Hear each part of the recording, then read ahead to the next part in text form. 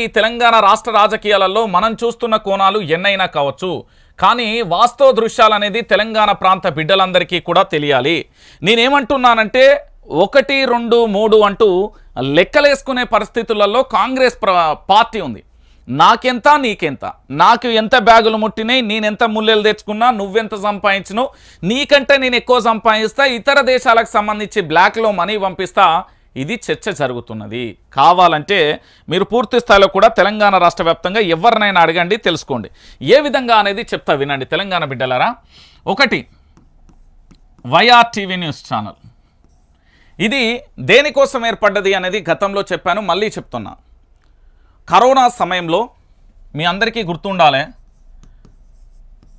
Corona సమయానికి సంబంధించి వరంగల్ జిల్లా ఎంజీఎం హాస్పిటల్లో పూర్తి స్థాయిలో కరోనా పేషెంట్లకు సంబంధించి ఒక వీడియో చేసినాం. ఆ వీడియో చేయడంతో ఏంది అంటే రోగులకు ఆక్సిజన్ అందించడం కానీ, మంచి అపరిశుభ్ర వాతావరణాన్ని శుభ్రం చేయడం, వైద్యులు కూడా సకాలంలో ఉండడం వల్ల మనం చేసిన వీడియోకు 30 మంది ప్రాణాలు కాపాడినాం. ఆ తర్వాత తెల్లారే కలెక్టర్ గారు రావడం, ఆ తెల్లారే రాష్ట్ర ముఖ్యమంత్రిగా ఉన్న కల్వకుంట్ల చంద్రశేఖర్ రావడం, తానే స్వయంగా కూడా ఎవరై ఒక జర్నలిస్టు చేసిండు ఆ పిల్లగాడు, అంత అద్భుతంగా చేశారు, మీరు ఇక్కడ గడ్డి వీక్తున్నారా అని కలెక్టర్తో సహా అక్కడ ఉన్న అధికారులను ఆ ఎంజీఎం సూపరింటెండెంట్ ఆసుపత్రికి సంబంధించి తిట్ల దండకం పెట్టిన పరిస్థితి కనబడ్డది. సో ఇది నాందికి పునాదైంది. అంటే కొంతమంది మనం ప్రాణాలు కాపాడాం, మనం ఏదో ఇక్కడ ఆర్థిక వనరులో ఇతరత్రనో లేకపోతే వేరే రకమైన హోప్ లేదు. దీని లక్ష్యం ఒకటే, పేద ప్రజలకు సంబంధించి ఆయురారోగ్యాలతోని సుఖ సంతోషాలతో ఉండడానికి ఇది ఏర్పడింది. సరే, మొత్తానికి నాందైతే పలికింది. ఆ స్నేహితుల సహకారం, అందరి సహకారంతో బదల్లా లేకపోతే అప్పుల ఇతరత్ర తీసుకొచ్చి దీన్ని నాంది పునాదైతే వేసిన తర్వాత మళ్ళీ ఏం జరిగింది అయితే ఇక్కడ వైఆర్ టీవీకి సంబంధించి పూర్తి స్థాయిలో అప్పుడున్న బీజేపీ కానీ, లేకపోతే కాంగ్రెస్ పార్టీ కానీ, లేకపోతే ఇతర విపక్షాలు అవి ఏవైనా కావచ్చు, ఆఖరికి పార్టీతో సహా ఇక్కడ ఏం చేస్తాం, ఈ విపక్షాలకు సంబంధించిన అధికార ప్రతినిధులు ఆ పార్టీలకు సంబంధించిన వాళ్ళను పదే పదే తెర మీదకి తీసుకొచ్చి ఈరోజు పలానా అంశం జరిగింది, ఆ పలానా అంశం గురించి మనం చర్చించాలి, ఈ తెలంగాణ ప్రాంతంలో జరుగుతున్న ఈ ఆకృత్యాలను అరికట్టాలి, వాస్తవాలు తెలంగాణ ప్రజలకు తెలియజేయాలి అనే ప్రయత్నం చేసినా అక్కడ సక్సెస్ అయిన. ఇక్కడ నాకు 100కు 100 మార్కులు ఇచ్చారు తెలంగాణ ప్రజలు. సరే, ఇప్పుడు ఏం జరిగింది, 2023 దాని తర్వాత 2024 ఇక్కడ ఏం జరిగింది అనేది చర్చ. ఇక్కడ ఏం జరిగింది అంటే మీరు ఒక్కసారి ఆలోచించండి, బీఆర్ఎస్ పార్టీ 10 సంవత్సరాల పాటు ఏం చేసింది, కాంగ్రెస్ పార్టీ 58 సంవత్సరాల పాటు ఏం చేసింది, అంటే ఆల్మోస్ట్ 56, 58 అనుకోండి, 1956 నుంచి 2014 వరకు. దీంట్లో తెలుగుదేశం పార్టీకి సంబంధించిన అధికారాన్ని తీసేస్తూ మీరు అంచనా వేరు. అయితే ఇక్కడ కేవలం బీఆర్ఎస్ పార్టీ 2014 నుంచి 2023 వరకే ఏం జరిగింది అనేది పూర్తి స్థాయిలో కూడా కాంగ్రెస్ ప్రభుత్వం ఏర్పడిన తర్వాత డిసెంబర్ 7వ తారీఖు, 9వ తారీఖు, 13వ తారీఖు ఇవి చాలా ఇంపార్టెంట్ డేట్స్, గుర్తుపెట్టుకోరి. ప్రభుత్వ ఏర్పాటు, రైతు రుణమాఫీ, చట్టబద్ధత కల్పిస్తాం 6 గ్యారంటీలకు, వాటితో పాటు మెగా డిఎస్సి ఏర్పాటుకు కృషి చేస్తాం. ఈ తేదీలు అనేది చాలా ఇంపార్టెంట్. అయితే ఇక్కడ జరిగింది ఏంటి అంటే కల్వకుంట్ల చంద్రశేఖరరావు అంటే బీఆర్ఎస్ పార్టీకి సంబంధించిన అధినేత. అయితే కేసీఆర్ అనే వ్యక్తి ఏం చేసిండు, కేసీఆర్ వ్యక్తి ఏం చేయడం వల్ల ఈ తెలంగాణకు జరిగింది అనేది ఆరా తీసే ప్రయత్నంలో భాగంగా చాలా మట్టికి అప్పటికి కాళేశ్వరం కానీ, లేకపోతే చాలా కాంట్రాక్టులకు సంబంధించి అది జరిగింది ఇది జరిగింది అనే ఒక చర్చ కొనసాగింది. ఆ తర్వాత పూర్తి స్థాయిలో కూడా 1956 నుండి 2014 వరకు, 2014 నుంచి 2023 వరకు ఈ సంవత్సరాలలో తెలంగాణ రాష్ట్రంలో ఉన్న వ్యవసాయ సాగు భూమి విస్తరణకు సంబంధించి వ్యవసాయానికి ఎన్ని సాగునీరు అందిందో, ఎన్ని హెక్టార్లకు సాగునీరు అందించిలో అంటే 1956 నుంచి 2014 దాదాపుగా 50 సంవత్సరాల పైచిలకు కూడా కాంగ్రెస్ ప్రభుత్వం పరిపాలించి ఈ తెలంగాణ రాష్ట్రంలో వ్యవసాయానికి సాగునీరు ఎంత అందించిందో కేవలం 10 సంవత్సరాలలో మాత్రమే కేసీఆర్ ప్రభుత్వం కూడా సాగునీరు అందించింది. ఇది క్లియర్ కట్. ఇక దీనితో పాటుగా మరొక అంశం ఏంటంటే కేసీఆర్ చేసిన అద్భుతమైన ప్రగతిలో కొన్ని అంశాలు మనం మాట్లాడుకుందాం. 1 అడ్మినిస్ట్రేషన్ కానీ, దాంతోపాటు 2 విద్యా వైద్యం కానీ, అది చాలామంది మాట్లాడతారు కానీ అది ఇంకా వెలుగులోకి ఏ విధంగా వస్తుందో చెప్తా. దాంతో పాటుగా పూర్తి స్థాయిలో కూడా ఆ పథకాలు కానీ ఈ తెలంగాణ రాష్ట్ర వ్యాప్తంగా ఏం చేసిండు కేసీఆర్ అనేది చర్చనీయాంశంగా మారుతుంది. అయితే ఇప్పుడు మనం విపక్షం ఏది ఉంది, బీఆర్ఎస్ పార్టీ, భారత రాష్ట్ర సమితి. ఇది చాలా పదునైన ఆయుధంతో కూడిన ఒక పెద్ద సామ్రాజ్యాన్ని విస్తరించిన పార్టీ. బీఆర్ఎస్ పార్టీ అనేది నార్మల్గా రాజకీయ పార్టీగా అవతరించినప్పుడు, అంటే పార్టీ పెట్టడం అధికారంలోకి రాలేదు, అనేక సంవత్సరాల పాటు విపక్షంలో అతి భయంకరమైన పోరాటాన్ని ఎత్తుపల్లాలు చూసిన పార్టీ ఏదైనా ఉంది అంటే అది కేవలం బీఆర్ఎస్ పార్టీ మాత్రమే. ఎందుకంటే దాదాపు 14 సంవత్సరాల పాటు, అంటే 2001 నుంచి దాదాపుగా 2014 వరకు కూడా విపక్షంలో ఉన్న ఏకైక పార్టీ ఏదైనా ఉంది అంటే బీఆర్ఎస్ పార్టీ. ఒక రాష్ట్ర సాధన కోసం ఈ పార్టీ 1200 మంది విద్యార్థుల బలిదానాలకు సంబంధించి పోగొట్టుకొని కన్నీళ్లు పెట్టుకున్న పార్టీ, స్వరాష్ట్రం కోసం తమ ప్రాణాలను కూడా మీదకు తెచ్చుకున్న పార్టీ. ఈ పార్టీ పూర్తి స్థాయిలో తెలంగాణ ప్రాంత లక్ష్యం సాధన కోసం మాత్రమే ఏర్పడిన పార్టీ. అంటే అప్పటి టీఆర్ఎస్, ఇప్పటి బీఆర్ఎస్. అయితే చాలామంది ఏమంటున్నారంటే ఇక్కడ బీఆర్ఎస్ పార్టీ అంటే టీఆర్ఎస్తోని పేగుబంధం దిగిపోయింది కదా, అందుకే బీఆర్ఎస్గా మారింది కదా అనేది ఒక చర్చనీయాంశం ఆ మధ్యకాలంలో జరిగింది. తెలంగాణ రాష్ట్ర సమితి, భారత రాష్ట్ర సమితి ఎందుకు మారాల్సి వచ్చింది? కేసీఆర్ ఈ వ్యూహాన్ని ఎందుకు చేశారు? జాతీయ రాజకీయాల కోసమే చేశాడా, లేకపోతే దీంట్లో అనేక రకాలైన వ్యూహాలు ఉన్నాయా అనేది కాస్త లోతుకెళ్ళి చర్చించే ప్రయత్నంలో కొన్ని నిజాలు కూడా బట్టబయలాయి. ఏం జరిగింది రంజిత్ అంటే, ఈ టీఆర్ఎస్ పార్టీ పేరుతోని దాదాపుగా అప్పటికే 10 పార్టీలు రిజిస్ట్రేషన్కి ఏర్పాటు చేసుకోవడం. అయితే ఇది ఎప్పటికైనా ముప్పు వాటిల్లుతుంది. తెలంగాణలో టీఆర్ఎస్ అంటే కారు గుర్తు, కేసీఆర్, ఈ 3 మాత్రమే కనబడతాయి. తెలంగాణ జెండా, కారు గుర్తు, కేసీఆర్. తెలంగాణ ఉద్యమానికి నాంది పలికిన పార్టీ, అది ఒక ప్రాంతీయ పార్టీ. ఉద్యమాన్ని ఉవ్వెత్తున తీసుకొచ్చిన ఈ పార్టీకి సంబంధించి టీఆర్ఎస్ పేరుతోని తెలంగాణ రాజ్య సమితి కానీ, తెలంగాణ రైతు సమితి కానీ, ఇట్లా రకరకాలుగా కూడా టీఆర్ఎస్ పేరుతో రిజిస్ట్రేషన్ కార్యక్రమాలు జోరుగా కొనసాగుతున్నాయి తెలంగాణలో. సో ఇలాంటి పరిస్థితులలో భారత రాష్ట్ర సమితి రేపు భవిష్యత్తు రాజకీయాలకు, రాబోయే పార్లమెంటు ఫలితాల తర్వాత సంకీర్ణ ప్రభుత్వం ఏర్పడితే భారత రాష్ట్ర సమితి పార్టీ యొక్క విలువ ఏంది, ఈ భారత రాష్ట్ర సమితి ఏర్పాటుకు సంబంధించిన గల మూల కారణాలు కూడా బట్టబయలయ్యే అంశాలు కూడా మీ అందరికీ కనబడతాయి. సో మొత్తానికి మనం విపక్షానికి ఎందుకు ప్రాణం పోస్తున్నాం, ఐసీయూలో ఉన్న బీఆర్ఎస్కు ఆయువు పోసి ఎందుకు ప్రజల్లోకి పంపిస్తున్నానంటే మీ అందరికీ తెలియని ఒక బ్రహ్మాండమైన విషయం ఏంది అంటే క్లియర్ కట్గా గుర్తుపెట్టుకోర్రి. మీరు కేసీఆర్ను ఒకవైపే చూసారు, నేను 4 దిక్కులా చూసిన. ఒక దిక్కు కాదు 4 దిక్కులు బిక్కటిల్లేలా పోరాటం చేసిన వ్యక్తి ఎవరైనా ఉన్నారు అంటే కేసీఆర్. తెలంగాణలోని ఉమ్మడి 10 జిల్లాలలో ప్రతి నియోజకవర్గం, ప్రతి మండలం, ప్రతి గ్రామంలో తన అడుగు ఖచ్చితంగా ఉంటుంది. పాదయాత్ర రూపంలో కావచ్చు, బస్సు యాత్ర రూపంలో కావచ్చు, లేదా బహిరంగ సభల పేరుతో తాను పూర్తి స్థాయిలో తెలంగాణలోని అన్ని జిల్లాలు, అన్ని గ్రామాలు కలియదిరిగిన వ్యక్తి కేసీఆర్. సో ఇలాంటి వ్యక్తి విపక్షంలో అద్భుతమైన పాత్ర పోషిస్తాడు. విపక్షంలో అధికారంలో ఎంత అద్భుతంగా ప్రదర్శించిండో అభివృద్ధికి సంబంధించి విపక్షంలో కూడా అంతే స్థాయిలో కూడా తన యొక్క ఏంటంటే మార్క్ ఉంటుంది కేసీఆర్. సో కేసీఆర్ అనే వ్యక్తి విపక్షంలో ఉంటే ఏం జరుగుతుంది అంటే అధికారంలో ఉన్న కాంగ్రెస్కి ఫస్ట్ భయం స్టార్ట్ అవుతుంది. ఏంది ఈ భయం ఎట్లొస్తుంది అంటే బీఆర్ఎస్ పార్టీ మొదటి నుండి కూడా ప్రజా ఉద్యమ పార్టీ, అంటే ప్రజా ఆదరణ పొంది ప్రజల చేత ప్రజల కోసం ఉన్న పార్టీ, ప్రజలు తమ పార్టీగా భావించే పార్టీ ఏదైనా ఉంది అంటే అది బీఆర్ఎస్ పార్టీ. అలాంటి బీఆర్ఎస్ పార్టీ ఏం చేస్తుంది అంటే ఈ బీఆర్ఎస్ పార్టీ పూర్తి స్థాయిలో కూడా ప్రజలలో ఉద్యమం మొదలు పెడితే ఇది నాయకుల నుంచి ఉద్యమం రాదు, ఇది ప్రజల నుంచి ఉద్యమం వస్తుంది అనేది కాంగ్రెస్ పార్టీకి వంటబట్టింది. దానితో పాటు అప్పటి తెలుగుదేశం పార్టీ కానీ అప్పుడున్న ఇతర పార్టీలకు కూడా వంటబట్టిన విషయం ఏంటి అంటే బీఆర్ఎస్ పార్టీతో పెట్టుకోవద్దు, పెట్టుకుంటే మన నాశనానికి మనమే నాంది, మన ఏంది అంటే మనం పూర్తి స్థాయిలో ఇక మునిగిపోయే నావ అవుతామంటూ కూడా బీఆర్ఎస్ పార్టీకి సంబంధించి వారితో పెట్టుకున్న ఏ పార్టీకైనా తెలుసు. సో ఇక్కడ ఏమైంది అంటే ఇక్కడ కాంగ్రెస్ పార్టీ అధికారంలోకి వచ్చిన మొదటి రోజు నుంచి ఒక భయం అయితే ఇందులో ఉంది. యనుమల రేవంత్ రెడ్డి ఒక్కరికే కాదు, ఆ పార్టీలో ఉన్న మంత్రులకు, ఎమ్మెల్యేలకు అందరికీ కూడా ఒక భయం అయితే స్టార్ట్ అయింది. కేసీఆర్ గనక ప్రజలలో అరంగేట్రం చేస్తే నాయకుల యొక్క ఉద్యమం కాస్త రాజకీయ ఉద్యమం కాస్త అది ప్రజా ఉద్యమంగా రూపుదిద్దుకుంటుంది. ఆ తర్వాత దాన్ని ఆపడం ఎవ్వరి తరం కూడా కాదు అనేది క్లియర్ కట్గా అర్థమైపోయింది. సో ఆ భయం మాత్రం చాలా స్పష్టంగా ఉంది. అందుకే బీఆర్ఎస్ పార్టీని ఎక్కడ చూసినా, ఎటువైపు చూసినా ఒక భయం అనేది స్టార్ట్ అయితే ఉద్యమం రూపాంతరం చెందింది. ఇక ప్రజల్లో అడుగు పెట్టారు. ప్రజల్లో అడుగు పెట్టిన తర్వాత కేవలం మీరందరూ ఆలోచించండి, 14 సంవత్సరాల విపక్షాల పోరాట ఫలితం ఏదైనా కేసీఆర్ దగ్గర ఉంది అంటే కేవలం 100 రోజులలో కాంగ్రెస్ పార్టీకి ముక్క తిప్పలు పెట్టి ఏంది అంటే సముద్రాలలో ఇంకిపోయే నీళ్ళన్నీ తాగిచ్చిండు. ముక్క చెమటలు మామూలు కాదు, అసలు ముచ్చెమటలు పట్టించిండు. ఇప్పటికే పూర్తి స్థాయిలో మీరందరూ ఇప్పటికీ సర్వేలు చేయండి.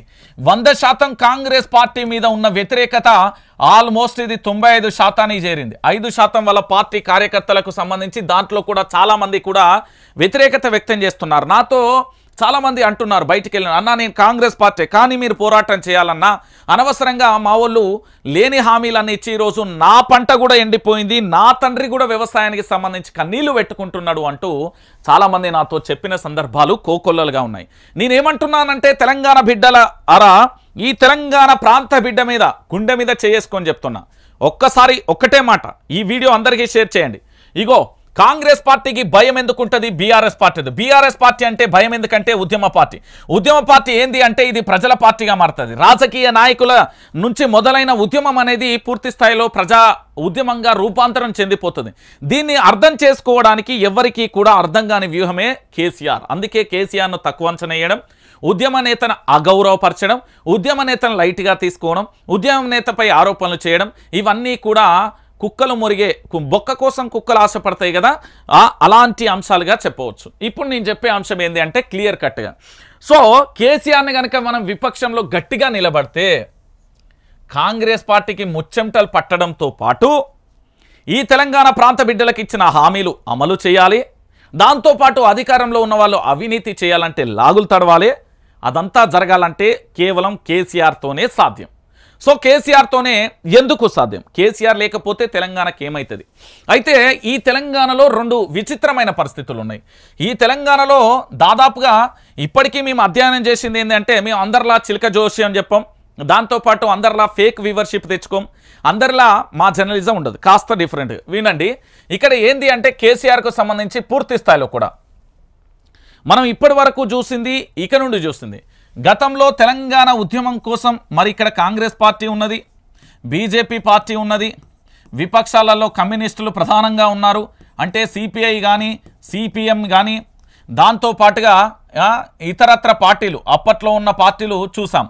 మరి తెలుగుదేశం పార్టీ, టీడీపీ అంటే ఇది ఆంధ్ర పార్టీ, దానికి ఎలాంటి, ఎందుకంటే ఆ వ్యక్తులు ఆంధ్ర ప్రాంత వాళ్ళు ఏంది రాష్ట్ర విభజన అనేది అసలు వాళ్ళు ఒప్పుకోరు, అది రెండు కన్నుల సిద్ధాంతం మీ అందరికీ తెలిసిన విషయం. మరి తెలంగాణ స్వరాష్ట్రం కోసం ఈ పార్టీ ఎందుకు పోరాటం చేయలే, ఈ పార్టీ ఎందుకు పోరాటం చేయలే, ఈ పార్టీలు ఎందుకు పోరాటం చేయాలి? 1969లో ఉద్యమం చేసినప్పుడు 600 మంది విద్యార్థులు అమరవీరులైనలు దేనికోసం? ప్రత్యేక రాష్ట్ర సాధన కోసం. ఇప్పుడు ఎందుకు ఈ ఇదంతా చెప్తున్నానంటే, జాతీయ పార్టీలకే ఓటేస్తాం, ప్రధాని నరేంద్ర మోడీకి ఓటేస్తాం, లేదా రాహుల్ గాంధీకి ఓటేస్తాం. ఎందుకు వేస్తారు? ఏ బాధ్యత వాళ్ళకి తెలంగాణ రాష్ట్రం మీద ఏ బాధ్యత ఉందని వేస్తారు? ఎందుకు చెప్తున్నానంటే, స్వరాష్ట్రం కోసం వీళ్ళు చేసింది గుండు సున్నా, వీళ్ళు చేసింది గుండు సున్నా. 1969 ముచ్చట చెప్తున్నా, అప్పుడు నేను పుట్టలే కానీ చరిత్రను చదివిన, అందుకే చెప్తున్నా. అయితే ఇక్కడ టీఆర్ఎస్ పార్టీ అనేది పుట్టుకొచ్చింది కేసీఆర్ ఆధ్వర్యంలో. మరి కేసీఆర్ ఆధ్వర్యంలో మీరు ఎందుకు గ్రహించలేకపోయారు తెలంగాణ ప్రజలారా? సింపుల్ లాజిక్ ఆలోచించండి. కేసీఆర్ విషయంలో తెలంగాణ ప్రజలు తప్పు చేశారు, అవునా? అదెలా? కేసీఆర్ తప్పు చేయడమా? ఇది సాధ్యమేనా అని మీరు అనుకోవచ్చు. నిజమే, నేను చెప్పేది అక్షరాల నిజమే. కేసీఆర్ విషయంలో తెలంగాణ ప్రజలు తప్పు చేశారు. ఇప్పుడు కేసీఆర్కు సంబంధించి మొన్నటికి మొన్న ఒక ఛానల్లో గుండు సున్నా ఎత్తాయని ఒక పెద్ద మనిషి చెప్పిండు. ఆయన ఎవరు? ఆంధ్ర వ్యవస్థకు సంబంధించిన, ఆంధ్ర పెత్తందారి వ్యవస్థ పార్టీలు ఉన్నాయి, ఆంధ్ర పెత్తందారికి సంబంధించిన సెటిలర్లు, హైదరాబాద్ ఇక్కడ నివసించే వారి గురించి కాదు, ఈ తెలంగాణ రాష్ట్రం మీద కుట్రలు కుతంత్రాలు చేయడానికి వచ్చిన ఆంధ్ర పెత్తందారి వ్యవస్థ, ఆంధ్ర మీడియా, ఆంధ్ర రాజకీయ నాయకులు, ఆంధ్రాకు సంబంధించిన పారిశ్రామిక, ఈ రాష్ట్రం మీద కుట్రలు చేసే వ్యవస్థ మీద మాత్రమే నేను ఫోకస్ పెడుతున్నా. అయితే ఇక్కడ ఏం జరిగింది? కేసీఆర్ 2014లో అధికారంలోకి రావడం, 2018లో బీజేపీ కుట్రలు చేయడం, 2023లో ఇక్కడ అధికారాన్ని కోల్పోయిన దాఖలాలు కూడా మనం చూస్తాం. అయితే ఇక్కడ తెలంగాణ ప్రజలు ఎట్లా తప్పు చేశారు అంటే, మన ప్రాంతం బిడ్డ తప్పు చేస్తే మన ప్రాంతంలోనే పాతి పెడదాం, ఇది తెలంగాణ ఉద్యమంలో ఒక నిదానం. పరాయివాడు మోసం చేస్తే పొలిమేర దాటే వరకు తన్ని పంపించే ప్రయత్నం చేద్దాం, తరిమి కొడదామనే ఒక నినాదం ఉండే. జై తెలంగాణ, జోహార్ తెలంగాణ విద్యార్థి అమరవీరులకు అనే ఒక నినాదం ఉండే. ఇది ఈ పెత్తందారి వ్యవస్థలో ఎక్కడన్నా వచ్చిందా మీకు? పోనీ జై తెలంగాణ అని ఇప్పటి అధికార పార్టీ కాంగ్రెస్ పార్టీ ఎక్కడన్నా విన్నారా? జై రాహుల్ గాంధీ, జై సోనియామ్మ, జై రాజీవ్, లేకపోతే జై ప్రియాంక, జై కాంగ్రెస్ అన్నారు. కానీ జై తెలంగాణ, జోహార్ తెలంగాణ విద్యార్థి అమరవీరులకు జోహార్ అనే పదం మీకెక్కడైనా వినిపించిందా? పోనీ కనిపించిందా? మీరు విన్నారా? లేదు కదా. ఓ నా తెలంగాణ బిడ్డలారా, అందుకే చెప్తున్నా, ఒక రాష్ట్రం ఏర్పడిన తర్వాత ఆల్మోస్ట్ 20 సంవత్సరాల పాటు మనం అధికారం ఇవ్వాల్సి ఉండే కేసీఆర్కు. తప్పు చేశాం. ఎందుకు తప్పు చేశామంటే 5 ఏళ్లలో ఏం చేసిండు కేసీఆర్ అంటే మీకు తెలియంది ఏముంటుంది? నా కురుమ జాతికి సంబంధించి గొర్రెల పంపిణీ చేసిండు, నా ముద్రాజ్ బిడ్డలకు చేపల పంపిణీ చేసిండు, నా దళిత బిడ్డలకు 10 లక్షల స్కీమ్ తెచ్చిండు. దానితో పాటుగా ఎస్సీ, ఎస్టీ, బీసీ, మైనార్టీ అన్ని సబ్బండ వర్గాలకు కూడా వారు ఏ విధంగా ఆర్థికంగా ఎదగలరు, వాళ్లకు ఎలాంటి ఉపాధి కల్పించగలం. ఈరోజు చదువుకున్నంత మాత్రాన అన్ని రకాలుగా సాఫ్ట్వేర్ రంగంలో లేకపోతే ప్రభుత్వ కొలువులో ఇతరత్ర ఇవ్వలేరు. కాబట్టి కొంతమంది చాలామంది కూడా చాలా రకాలుగా కూడా వాళ్ళు ఏంది అంటే వాళ్ళు చేసే ప్రయాణం అంటే ఓడలు బండ్లు అయితే బండ్లు ఓడలైతే వాళ్ళు ఎక్కడున్నా వాళ్ళ గ్రామాలను వదిలిపెట్టి ఈరోజు పట్టణ ప్రాంతాలకు వలస జీవులుగా ఉపాధి కోసం వెళ్తున్నాం. అందులో నాతో సహా ఎవరైనా సరే ఉపాధి కోసం మనం వస్తున్నాం. సో పుట్టిన ప్రాంతంలోనే అక్కడే పూర్తి స్థాయిలో కూడా మనం వాళ్లకు ఉపాధి కల్పించగలిగితే పల్లెలన్నీ సస్యశ్యామలు ఉంటాయి. ఆనాడు స్వాతంత్ర ఉద్యమంలో గాంధీజీ ఒక మాట అంటారు, పల్లెలే ఈ దేశానికి పట్టుకొమ్మలు. ఆ నానుడిని కేసీఆర్ చాలా వంట పట్టించుకున్నాడు. అందుకోసమే ఏంది అంటే ఎవరి కమ్యూనిటీకి వారికి అంటే వాళ్ళ కుల వృత్తిగా చెప్పుకోగలుగుతాం. ఎందుకంటే వ్యవసాయం ఒకటి కావచ్చు, రకరకాలుగా ఉంటాయి. అన్ని రకాలుగా కూడా వాళ్ళకు కుల వృత్తుల ఆధారంగా కూడా వాళ్ళకు భరోసా ఇవ్వగలిగితే మళ్ళీ ఎడారి లాంటి వలసవాద లాంటి పల్లెలు మనం చూడలేం. మంచి పచ్చని మహాగానులతో ఇక వలసలే లేవు, ఇక్కడే బ్రతుకుతామంటూ వలస వెళ్ళి వనరు తిరిగి వచ్చిన సంఘటనలు కూడా చూసాం. సో కేసీఆర్ చేసిన అద్భుతమైన ప్రగతి మొదటి 5 సంవత్సరాలు. మరి రెండో 5 సంవత్సరాలలో ఏం చేశాడు? ఈ రాష్ట్రంలో మీ అందరికీ తెలుసు. ఈ ట్యాగ్ లైన్ ఏంటి? నీళ్లు, నిధులు, నియామకాలు. ఈ 3 అనేది ట్యాగ్ లైన్ మీ అందరికీ తెలుసు. మనం ఫస్ట్ బ్రతకాలి అంటే నీళ్లు కావాలి. మన జీవన వ్యవస్థకు సంబంధించి ప్రయాణం చేయాలంటే నిధులు కావాలి. దానితో పాటుగా మనం ఉపాధి కల్పించుకోవాలంటే ఒక నియామకం. మళ్ళీ ఒకసారి మరో జనరేషన్కు ఈ 3 అంశాలు చాలా వరకు చెప్పాను. కానీ ఇక్కడ కొంతమంది మేధావి వర్గం, కొంతమంది పెత్తందారి వ్యవస్థ, కొంతమంది దుర్మార్గులు, కొంతమంది అక్రమదారులు ఈ తెలంగాణలో చొరబాటుదారులుగా వచ్చారు. ఈ తెలంగాణను అస్థిరపరిచే అందుకు వచ్చారు. వాళ్ళు ఏ విధంగా వచ్చారనేది నేను చెప్తా. ఇక్కడ చెన్నై అనే ఒక ప్రాంతం ఉంటుంది, బెంగళూరు అంటారు, మద్రాస్ అంటాం, మీకు రకరకాలుగా చెప్తున్నా అర్ధ భాషలో, ముంబై, ఇవి మీ అందరికీ తెలుసు. ఈ పదాలని మీరు ఎప్పుడు రెగ్యులర్గా వినే పదాలు. ఇక్కడ ఏం జరిగింది అంటే ఓ పార్టీకి సంబంధించిన నేత తెలంగాణలో ఉన్న మేధావి వర్గం, కొంతమంది మేధావి వర్గానికి ఒక్కొక్కడికి కోట్ల రూపాయల ఆఫర్ చూపించి కేసీఆర్ ప్రభుత్వం మీద ఎలాగైనా మీరు పూర్తి స్థాయిలో వ్యతిరేకత తీసుకురండి, ప్రజలలో మార్పు తీసుకురావాలి. ఈ మేధావి వర్గం మీరందరూ అంటారు కదా, వాళ్ళు గొప్ప చదువులు చదివారు సార్, పిహెచ్డీలు అయిపోయాయి, పెద్ద ఆఫీసర్లుగా పనిచేశారు, ఈ సమాజంలో గుర్తింపు పొందిన వాళ్ళందరూ కూడా ఉన్నారు అని చెప్తారు కదా. ఆ మేధావి వర్గం ఈ తెలంగాణను అస్థిరపరిచేందుకు వారి యొక్క స్వంత లాభాల కోసం, వారి స్వార్థాల కోసం ఏం చేశారు అంటే తెలంగాణ రాష్ట్ర రాజకీయాలలో ఈ కేసీఆర్ మీద నిరంతరం విమర్శలు గుప్పించే ప్రయత్నం చేశారు. కేసీఆర్ ఎన్ని చేసినా కూడా ఇది క్లియర్ కట్గా మీరు అందరు గుర్తుపెట్టుకోరు. కేసీఆర్ అనే వ్యక్తి నిరంతరం ఒక విజన్ ఉన్న వ్యక్తి. కేసీఆర్ అనే వ్యక్తి బ్రహ్మాండంగా ఈ తెలంగాణని రాముని పాలన చేసే ఒక బృహత్కరమైన అంటే ఒక అద్భుతమైన పరిపాలన చేసేందుకు శ్రీకారం చుట్టినప్పుడు వీళ్ళందరూ చేసిన కుట్రలు నెంబర్ 1. నెంబర్ 2, మీరు ఇక్కడ నీళ్లు, నిధులు, నియామకాలు, కాళేశ్వరం ప్రాజెక్టును తర్వాతి 5 సంవత్సరాలలో పూర్తి చేసిన ఘనత అదే. ఈరోజు తెలంగాణకు సంబంధించి ఒక ఇంటికి యజమాని ఎంత అవసరం అంటే, ఒక కుటుంబంలో 4 ఉంటే ఆ ఇంటి యజమాని, వారి యొక్క సతీమణి, వారి పిల్లలు ఇద్దరు కావచ్చు. ఆ ఇంటి యజమానికి ఏదైనా జరిగితే, అనుకోని సందర్భాలలో అకస్మాత్తుగా ఏదైనా జరిగి వారు కాలం చెల్లితే ఆ కుటుంబాన్ని సాధాల్సిన అవసరం ఎవరికి ఉంటుంది? వారి యొక్క యజమాని తర్వాత వారి యొక్క సతీమణికి ఉంటుంది. సో అలాంటి పరిస్థితులలో తాను బయటికి వెళ్ళడం కానీ లేకపోతే ఇతరత్ర పనులు చేయడం ఈ సమాజంలో ఏ విధంగా పూర్తి స్థాయిలో హేళనకు గురవుతుందో అది మీ అందరికీ తెలిసిన విషయం. దాంట్లో పెద్దగా చెప్పాల్సిన అవసరం లేదు. ఇది ఒక కుటుంబానికి సంబంధించి. మరి ఇది తెలంగాణ రాష్ట్రం 4 కోట్ల మంది ప్రజలకు సంబంధించిన అంశం. ప్రతి ఒక్కరూ కూడా తెలంగాణ రాష్ట్రం అభివృద్ధి చెందాలి అని ఆకాంక్ష ఉండరు. మీ అందరికీ తెలుసు, ప్రముఖులు చాలామంది ఉన్నారు. ఆంధ్రప్రదేశ్కు సంబంధించిన జనసేన అధినేతతో పాటుగా వారి యొక్క అన్న సోదరుడు అన్నోతమ నాగబాబుకు సంబంధించి కూడా నిన్న మొన్న ఒక వ్యాఖ్యలు చేశారు. తెలంగాణ ప్రాంతాన్ని కేసీఆర్ అనే వ్యక్తి అద్భుతంగా కూడా అభివృద్ధి చేస్తే, తెలంగాణ ప్రాంతాన్ని కేసీఆర్ అనే వ్యక్తి అద్భుతంగా అభివృద్ధి చేస్తే అలాంటి గొప్ప మహానుభావునే ఓడించిన చరిత్ర తెలంగాణలో ఉంది అంటూ మన మీద ఒక ఆరోపణ వచ్చింది. మన మీద ఒక నిజాన్ని బట్టబయలు చేశారు. ఒక ఆంధ్రాకు సంబంధించిన వ్యక్తులైనప్పటికీ, జనసేన పార్టీ ఓ పార్టీకి సంబంధించిన మెంబర్ అయినప్పటికీ వారి కుటుంబానికి ఒక క్రెడిబిలిటీ ఉంది. ఈ తెలుగు రాష్ట్రాలలో సినీ ఇండస్ట్రీకి సంబంధించి నాగబాబు అంటే ఒక ప్రత్యేక గుర్తింపు ఉంది. అలాంటి వ్యక్తే గుర్తించినప్పుడు మనం ఎందుకు గుర్తించలేకపోతున్నాం? మన ప్రాంత బిడ్డలుగా మన రాష్ట్రంలో ఇంత జరిగింది అని ఎందుకు గుర్తించలేకపోయాం అనేది ఒకటి గుర్తుపెట్టుకోరు. ఈ 5 సంవత్సరాలలో మీకు కాళేశ్వరం ప్రాజెక్ట్ వచ్చింది, కలెక్టరేట్లు వచ్చినాయి, 10 లక్షలకు సంబంధించిన స్కూళ్ళు ఏర్పాటు చేసినాం. దాంతో పాటుగా డబల్ బెడ్రూమ్ ఇల్లులు చాలా చోట్ల వచ్చినాయి. ఎక్కడో చిన్న చితక జరుగుతూనే ఉంటాయి. 100లో అన్న కాడ 1-2 ఇబ్బందులు ఏర్పడతాయి. దాంట్లో పెద్ద ప్రధానంగా కూడా చెప్పాల్సిన అవసరం లేదు. అద్భుతమైన రోడ్లు వచ్చినాయి. నేను చెప్తున్నా, నేను పుట్టినప్పటి నుండి నా ఊళ్ళో నా వాడలో రోడ్డు అనేది చూడలే. మొన్న చూసిన కేసీఆర్ ప్రభుత్వంలో ఇది అద్భుతం, నిజంగా చెప్తున్నా. దాని తర్వాత మిషన్ భగీరథతో నీళ్ళు వచ్చినాయి, మిషన్ కాకతీయతో పంటలు వండినాయి. రైతు అనే వ్యక్తి పెట్టుబడి సాయం కోసం నా చిన్నతనం నుండి ఇప్పటి వరకు చూస్తున్నా.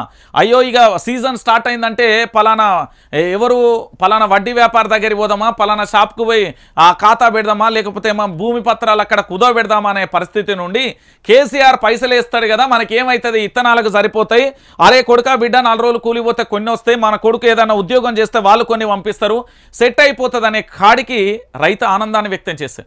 ఒకవేళ ఆ ఇంటి కుటుంబానికి అకస్మాత్తుగా పాము కాటో, కరెంటు షాకో లేదా గుండెపోటో ఇతరత్ర వస్తే అతని పేరు మీద భూమి ఉంటే అతని కుటుంబానికి 5 లక్షల రూపాయల బీమా కల్పించింది కేసీఆర్ ప్రభుత్వం.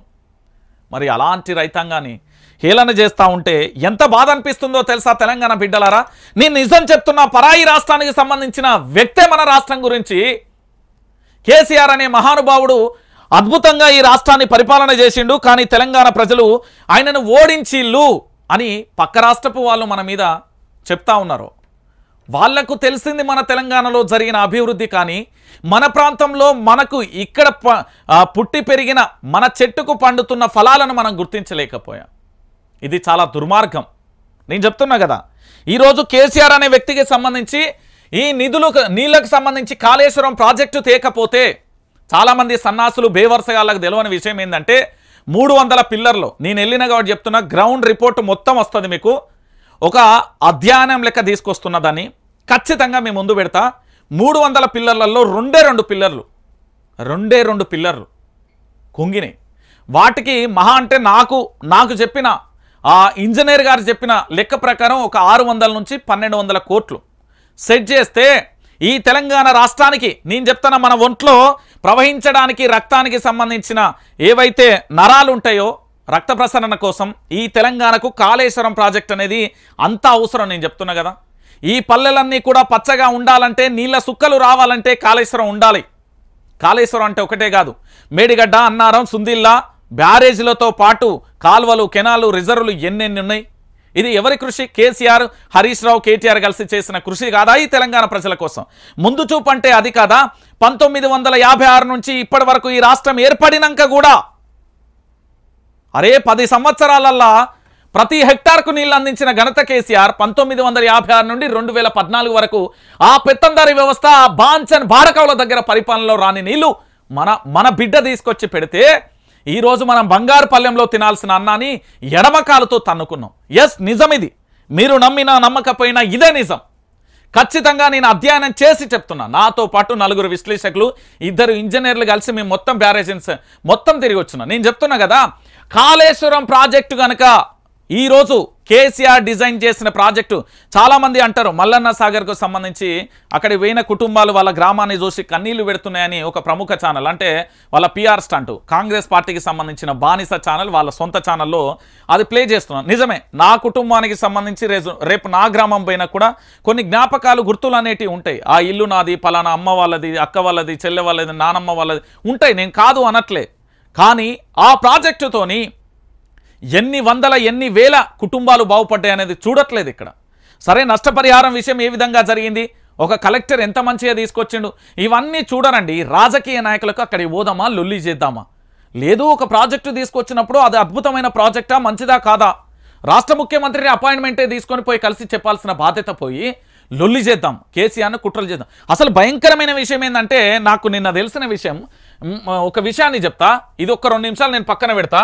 ఈ నీళ్లు అనేది మన కాళేశ్వరం ప్రాజెక్టు రావాలి, నిధులు నియామకాల గురించి కూడా చెప్తా. కాదంటే నిన్న ఒక పెద్ద మనిషి చెప్పిండు, ఆయన ఎవరో కాదండి, తెలంగాణకు సంబంధించిన ఒక ఐఏఎస్ ఆఫీసర్, ఒక ఐపీఎస్ ఆఫీసర్, ప్రముఖ విశ్లేషకులు అండి. వీళ్ళు నాకు ఒక మాట చెప్పారు. వీళ్ళు ముగ్గురు చెప్పిన మాటకు నేను నిజంగా కూడా ఇంత జరుగుతూ ఉంటే నా తెలంగాణ బిడ్డలకు ఎందుకు తెలవలే అంటే, కొన్ని ఛానళ్ళు చేసిన కుట్రల్లో కుతంత్రాలలో భాగంగా అందరూ ఆ ట్రాప్లో పడిపోయారు, కానీ నిజాలను తెలుసుకునే ప్రయత్నం జరగలేదా అని అనిపించింది. ఒక్కటే మాట అన్నాడండి, ఒక్కటే మాట అన్నాడు, పెద్దగా చెప్పాల్సిన అవసరం లేదు. నేను అక్కడ వీడియో అయిపోయింది, అక్కడ కూర్చున్నాం సార్, లంచ్ దాదాపుగా మధ్యాహ్నం 2 అయిపోయింది, లంచ్ చేస్తున్నాం, ఎట్లా బగబగ ఎండలో మీకు తెలుసు. అక్కడ కూర్చొని అన్నం తింటున్నాం, దాదాపుగా కర్డ్ రైస్ పెరిగేసుకొని తింటున్నాం. పెద్దల మాట పెరుగన్న మూట గుర్తుందా రంజిత్ అన్నలా ఒక సార్ అన్నారు. వీళ్ళు ముగ్గురు కూర్చొని మేము ఒక చర్చ చేసినాం. అవును సార్ అని నేను అన్నా, నీ కుటుంబంలో నీకేదైనా అయితే బాధపడేది ఎవరు, దాన్ని జీవితాంతం మోసేదెవరు? ఐదరార్ నేను కట్టుకున్న నా భార్య, లేకపోతే నా తల్లి. ఇంకా ఎంతమంది వచ్చినా చూపుగా వెళ్ళిపోతారు, అంతేనా? అవును. ఆ పెయిన్ అనేది ఎట్లుంటుందో, కన్న తల్లికి పుత్రశోకాన్ని కోల్పోతే ఆ బాధ ఏందో తెలుసు కదా అన్నాడు. అవును సార్, న్యాచురల్గా అందరికీ తెలుస్తుంది, ఓ కుటుంబంలో ఒకరు పోతే తెలుస్తుంది. కానీ నేను చెప్తున్నా, ఈ తెలంగాణ ప్రజలకు అలాంటి కష్టం రాకూడదు, ఎవ్వరికీ ఎలాంటి ఆత్మహత్యలు కానీ ఈ తెలంగాణలో నిజంగా చెప్తున్నా, ఈ తెలంగాణకు సంబంధించి శ్రీరామ రక్ష లెక్క కేసీఆర్ అనే వ్యక్తి చాలా రకాలుగా, 1 కాదు 2 కాదు, ఆయనే మహబూబాద్కు సంబంధించి వెళ్ళినప్పుడు దాదాపుగా అక్కడ కళ్యాణ లక్ష్మి స్కీమ్ ఏర్పడడం కానీ, ఆ తర్వాత మహబూబ్ నగర్ అంటే నాగర్ కర్నూలు జిల్లాకు సంబంధించి, ఆ తర్వాత నిజామాబాద్కు సంబంధించి, ఆ తర్వాత నేను చెప్తున్న హైదరాబాద్కు సంబంధించి, ఎండాకాలంలో హైదరాబాద్ను చూసిండు, పంటల కాలంలో మహబూబ్ నగర్ చూసిండు, 3 రాష్ట్రాల సరిహద్దులకు సంబంధించి నాగర్ కర్నూలు జిల్లా మొత్తం కావచ్చు. ఇవన్నీ చూసినప్పుడు ఆత్మహత్యలు ఎందుకు వస్తున్నాయి, నా కుటుంబంలో రేపు నా బిడ్డకో కొడుకో ఇట్లా కండ్ల ముందు ఉద్యమంలో తాను చూసిండు కాబట్టి ఈరోజు ఈ రాష్ట్రాన్ని శ్రీరామ లక్ష్య లెక్క అభివృద్ధి చేయడానికి కేసీఆర్ అనేక రకాలుగా కూడా ప్రయత్నం చేసిండు. ఆ ప్రయత్నాలన్నింటినీ కూడా కావాలని కుట్రపూరితంగా ఒక వర్గం, అది తెలుగుదేశం పార్టీ అధినేత చంద్రబాబు నాయుడు, నేను ఖచ్చితంగా నీ పేరు చెప్తా, చంద్రబాబు నాయుడు గారు, నీకు ఖచ్చితంగా మీ పేరు చెప్తా. ఈ రాష్ట్రాన్ని అస్థిరపరిచేందుకు మీరు చాలా రకాలుగా కుట్రలు చేశారు, నిజం ఇది, అవునన్నా కాదన్నా ఇది నిజం. వీరితో పాటు జత కలిపింది భారతీయ జనతా పార్టీ. 2018 ఎమ్మెల్యేల ఎరకేసుతోని తెలంగాణలో ప్రభుత్వాన్ని అస్థిరపరచడానికి, ఈ ప్రభుత్వాన్ని కూల్చేయడానికి ఖచ్చితంగా కుట్రలు చేసిరు. వీళ్ళిద్దరితో పాటు ప్రధానంగా కూడా ఇక్కడ పెత్తందారి వ్యవస్థ, కాంట్రాక్టర్ వ్యవస్థ, మెగా కృష్ణారెడ్డి కానీ, మైహోమ్ కానీ, ఇలాంటి బడా ఏవైతే కాంట్రాక్టర్లు ఉన్నారో వాళ్ళు ఏకంగా కూడా వాళ్ళకు నెల సాలరీల టైప్లో ₹1 కోటి, 50 లక్షల, 2 కోట్ల ఇతరత్ర ఇచ్చి పూర్తి స్థాయిలో కూడా ఏం చేసిర్రంటే, మీరు విషం జెమ్మాలి తెలంగాణ మీద, మీరు ఖచ్చితంగా ఈ తెలంగాణ రాష్ట్రం మీద విషం జెమ్మడమే మీ పని అంటూ చెప్పుకుంటూ వచ్చేలట. చాలా బాధేసింది నాకు ఆ మాట విన్న తర్వాత. వీళ్ళే ఆఫీసర్సే అంటే ఇప్పుడు లేరు అనుకో, రిటైర్ అనుకో. ఇక నేను అనుకున్నా, సార్ అట్లెట్లా సాధ్యం సార్ అంటే, నువ్వు ఎప్పుడూ లైవ్లో ఒక మాట చెప్తావు, ఒక రాష్ట్రం ఏర్పడిన తర్వాత ఆ రాష్ట్రానికి ఉద్యమ నేత ఎవరైతే ఉన్నాడో అతను 20 సంవత్సరాల పాటు ఆ రాష్ట్రాన్ని పరిపాలిస్తే అద్భుతమైన ప్రగతి వస్తుంది. అది నీవు తెలిసి అన్నవో తెలియక అన్నవో, కానీ అదే నిజం. ఎందుకో తెలుసా, ఒక రాష్ట్రానికి సంబంధించి అడ్మినిస్ట్రేషన్ కానీ, ఆ రాష్ట్ర ప్రజలకు పథకాలను మొదట అందించడం, ఆ తర్వాత నీళ్ల గురించి, ఆ తర్వాత మరొక అభివృద్ధి గురించి, అంటే విద్యా వైద్యానికి సంబంధించి ఇట్లా డివైడ్ చేసుకుంటూ కూడా ముందుకు వెళ్తారు అంటూ కూడా చెప్పిన పరిస్థితి ఏర్పడ్డది. అంటే తెలంగాణ బిడ్డలారా, మరి మీరెందుకు చేయలేదని నేను అడిగిన, వీళ్ళనే అడిగిన. మనం తక్కువ మన చిన్న కోలే కాదు, మనం ఖచ్చితంగా మళ్ళీ వాళ్ళని అడగాలి. మరి మీరేం చేసిల్లు సార్, ఇలాంటి విషయాలను మీరెందుకు బయట పెట్టలే అని అన్నారు. అంటే అప్పుడున్న పరిస్థితులలో ఒక గొర్రె పోయి బాయిల పడుతుంది, అన్ని గొర్రెలు పోయి బాయిల పడతాయి అనుకుంటాం కామన్గా న్యాచురల్గా మనం ఊళ్ళల్లో మాట్లాడుకున్నప్పుడు. ఇగో ఇదే జరిగింది గీడ అన్నారు. అయితే దీనికి సంబంధించి ప్రశ్నించే గొంతుకెలగా కొన్ని ఛానళ్ళు కానీ దాంతోపాటు ఆ విపక్షాలుగా ఉన్న కానీ అందరి నేతల పేరు అన్నీ ఇక 1-2 ఏళ్ళు ఆ 30+ ప్రశ్నించే గొంతుకలుగా ఉన్న మొత్తం 56 మంది పేర్లు తీసిండు. ఇక్కడ 56 మందిన నియర్ బై 100 మంది ఉన్నారు మొత్తం మేధావి వర్గానికి సంబంధించిన వారు అందరూ కూడా. వీళ్ళు ఒక్క గొర్రెపై బాయిల పడితే వీళ్ళందరూ పడ్డారు. ఒకటి వ్యూవర్షిప్ కోసం కొంతమంది అయితే, కొంతమంది సబ్స్క్రిప్షన్ కోసం అయితే, కొంతమంది ఆర్థిక మూలాల కోసం అయితే, మరికొంతమంది ప్రజల్లో గుర్తింపు కోసం అయితే, ఇంకొంతమంది ఇట్లా రకరకాలుగా చేసి ఏం చేసిర్రు అంటే ఇట్లా ఒక్క గొర్రె పోయి అందరు పోయి బాయిల పడ్డట్టు అయిపోయింది. ఈరోజు ఏం జరిగిందంటే ఆ 100 మంది చేసిన తప్పు తెలంగాణ ప్రాంతం మొత్తం విస్తరించిపోయింది. అన్ని గొర్రెల చల్లనే పడ్డాయి. ఆటోమేటిక్గా ఇప్పుడు పోయి మనం అల్లబడ్డం. అమ్మో బాపు నువ్వే కావాలి అనే ఒక ఏదైతే మాట ఉందో నీకు తెలిసి తెలియకన్నవో అది మళ్ళీ రిటర్న్ వచ్చింది. ఎందుకు వచ్చింది? ఆ దెబ్బ ఎక్కడో ఒక చోట తాకి ఉండాలి. అంటే ఒకటి రైతు చనిపోవడం కానీ నీ కుటుంబానికి సంబంధించి ఏదో ఒకటి జరిగింది కదా, ఇట్లా పూర్తి స్థాయిలో కూడా జరిగిన పరిస్థితి కనబడ్డది. అయితే నేనేమంటున్నానంటే ఇక్కడ ఇదంతా బాగానే ఉంది సార్, మరి నిధుల పంచాయతీ బాగా లొల్లిపెట్టిల్లు అని నేనన్నా. మేధావులు సింపుల్గా ఒకటే మాట అన్నాడన్న, నిజంగా చెప్తున్నా. వీళ్ళైతే చదివిన వాళ్ళు కదా, మీ భాషలో అయితే IAS IPS విశ్లేషకులు అంటే ఆల్మోస్ట్ అనే PhDలు అయిపోయి పెద్ద పెద్ద యూనివర్సిటీలలో ప్రొఫెసర్లుగా పనిచేసి రిటైర్డ్ అయిన వ్యక్తులు. వీళ్ళు ఒకటే మాట అన్నారు. వీళ్ళు ఏమన్నారు అంటే పూర్తి స్థాయిలో కూడా ఇక్కడ తెలంగాణ రాష్ట్ర వ్యాప్తంగా ఇప్పుడు కేసీఆర్ మళ్ళీ నువ్వే ఎందుకు రావాలని నువ్వు ఎందుకు అన్నావు అని చెప్పి తర్వాత ఇక్కడ జరిగిన విషయం ఏంది అంటే BRS పార్టీ లోక్సభ అంటే పార్లమెంట్ ఎన్నికలలో తెలంగాణలో ఎన్ని స్థానాలని అడిగింది? 17 స్థానాలన్న. ఈ 17 BRS ఎన్ని గెలిస్తే నీకు మంచిది అని అన్నాడు. సరే విపక్షంలో ఉన్నారు కాబట్టి 17కు 17 గెలిస్తే మంచిది అని నేను అన్నా. అయితే నీకు ఒక మాట చెప్తున్నానండి, ఇప్పుడు ప్రజల్లోకి వెళ్తే గనక BRS పార్టీ ఆ గట్టునున్నా ఈ గట్టునన్నా ఏ గట్టున కూకున్నా తెలంగాణ ప్రజలే కారు గుర్తుకు ఓటేసి ఆల్మోస్ట్ నువ్వు అవునన్నా కాదన్నా 11 స్థానాలకు పైగా కూడా గెలిచే అవకాశాలు ఉంటాయి అని చెప్పాడు. అట్లెట్లా సాధ్యమన్నా? గుర్తుపెట్టుకో, ఈరోజు తెలంగాణ ప్రాంత బిడ్డలంతా కూడా మరొకసారి కేసీఆర్ రావాలనే నినాదం ఎందుకు వచ్చింది అంటే ఇక్కడ స్టార్ట్ చేసేది. ఇది అసలు కథ. ఈ నిధులు ఉన్నాయి చూడండి, నిధులు అనేది కేసీఆర్ దీనిలే, కేసీఆర్ వాళ్ళ తాత దీనిలే, కేసీఆర్ వాళ్ళ బాపు దీనిలే, వాళ్ళ కొడుకు దీనిలే, బిడ్డ దీనిలే, క్లియర్ కట్ వాళ్ళ అల్లుడు దీనిలే. ఈ నిధులు అనేది తెలంగాణ రాష్ట్రం కోసం ఎక్కడెక్కడ ఎంతెంత ఖర్చు పెట్టింది అనేది clear cut data CAG report ఇచ్చింది. దాంట్లో మనోళ్ళు తెలుసు కదా ఫేక్ వీడియోలు సృష్టించగలిగిన వాళ్ళు. ఇక ఈ ఫేక్ వాళ్ళు ఎంత ఫేక్ సృష్టించగలరు? ఈ విధంగా సృష్టించి తెలంగాణ రాష్ట్రాన్ని మోసం చేశారు. ఎస్, అభివృద్ధి జరగాలి. ఈరోజు నేను బయటికి వెళ్ళాలి, పలానా వాళ్ళ ఇంటర్వ్యూ ఉన్నది అంటే ఇక్కడ నుండి అయితే క్యాబ్ కన్నా వెళ్ళాలి, లేకపోతే ఆటోకి వెళ్ళాలి, బైక్కి కన్నా వెళ్ళాలి, లేకపోతే మన కారు ఉంటే కారు వెళ్ళాలి, దేంట్లోనే వెళ్ళాలి. మరి ఖర్చు అయితే అవుతుంది కదా, ఆడికైతే పోవాలి కదా, మళ్ళీ అక్కడి నుండి అయితే రావాలి కదా. అంటే నువ్వు పెట్టుబడి అనేది పెడుతున్నావు కదా, ఈ రాష్ట్రం అభివృద్ధి కూడా గంతే అని సార్లు చెప్పారు. ఇంకో బద్దలయ్యే విషయం ఏంటంటే తెలంగాణ ప్రాంతంలో కేసీఆర్ నట ఈ మేధావులే చెప్పిళ్ళు, నేను చెప్పిన మాట కాదు ఇది, నా సొంతంగా నాకు సంబంధం లేదు. మేధావులు ఏమన్నారంటే ఈ పెద్ద మేధావులు అంటే నేను వీళ్ళని మేధావి వర్గం కింద మంచోళ్ళ కింద వేస్తా, లంగ మేధావులు వేరే ఉన్నారు, వాళ్ళు సెకండరీ. వీళ్ళు ఏమన్నారంటే కేసీఆర్ను ముప్పు తిప్పలు పెట్టిల్లట 2018 నుంచి 2022 వరకు. మామూలుగా కాదట. జాతీయ పార్టీ ఎన్ని రకాలుగా పెట్టాలనో అన్ని రకాలుగా పెట్టిందట. దాంట్లో ఉదాహరణ 3 ఉదాహరించిండు. ఒకటి ఏంది కవిత ఇష్యూ బయటికి రావడం కానీ, రెండోది ఎమ్మెల్యేల ఎరకేసు కానీ, మూడోది తెలంగాణ రాష్ట్రంలో కాళేశ్వరం ప్రాజెక్టు కానీ, నాలుగోది ఈ తాగుడు అనే ప్రచారం కానీ. ఇగో ఇవి అన్నీ వీళ్ళు వేసిన స్టంట్స్. ఖచ్చితంగా కూడా తెలంగాణ రాష్ట్రంలో ఇలాంటి ఒక ఏంది అంటే ప్రచారం జరగాలి అని తీసుకొచ్చి పెట్టే ప్రయత్నం చేసిల్లట.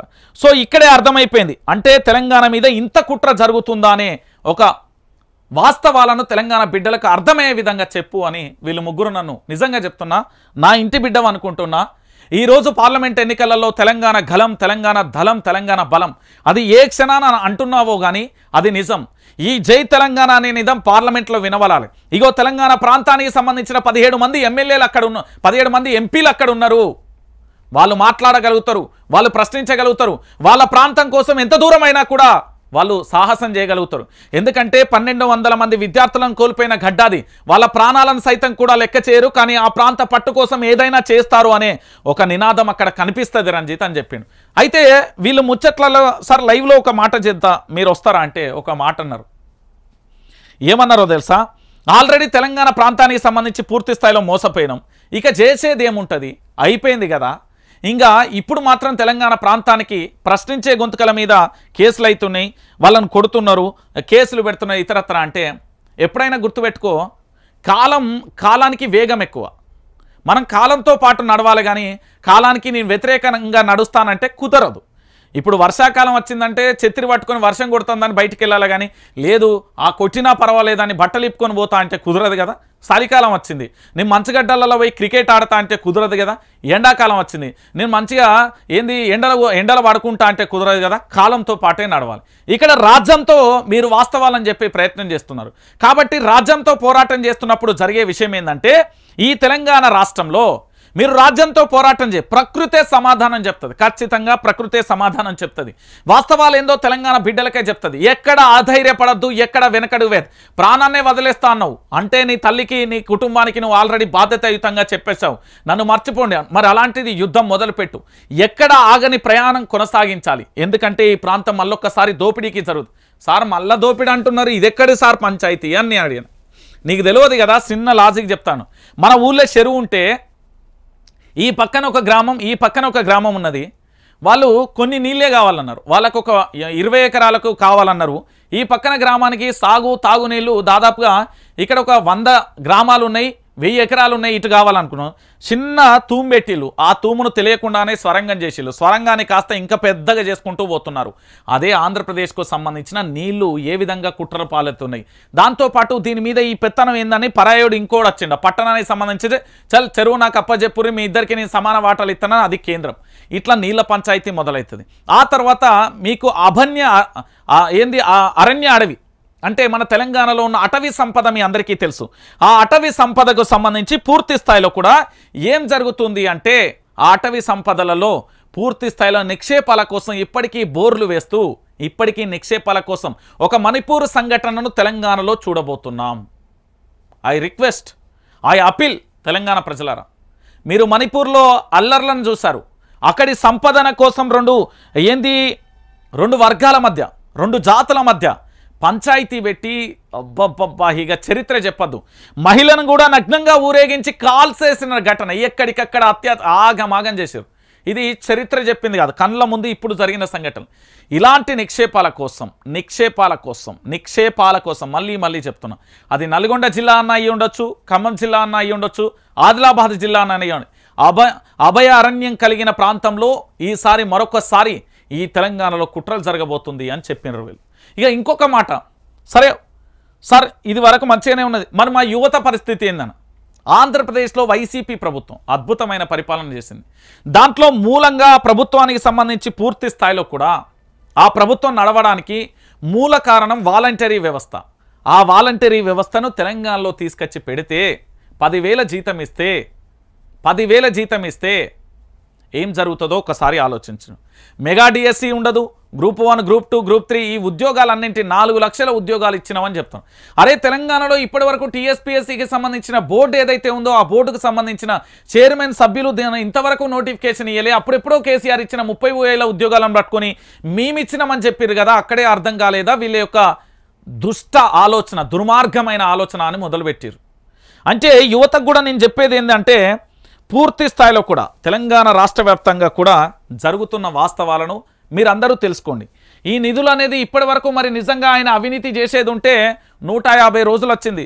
మొన్నటి వరకు కాళేశ్వరం సంబంధించిన దాని మీద ఇతరత్ర అనేక శాఖల మీద ఆ దాడులు ఈ దాడులు అని పోయారు, ఫైలు పట్టుకొని పోయారు. ఏమన్నా జరిగిందా? ఏమీ జరగలే. అంటే ఏమన్నా జరుగుతుందా?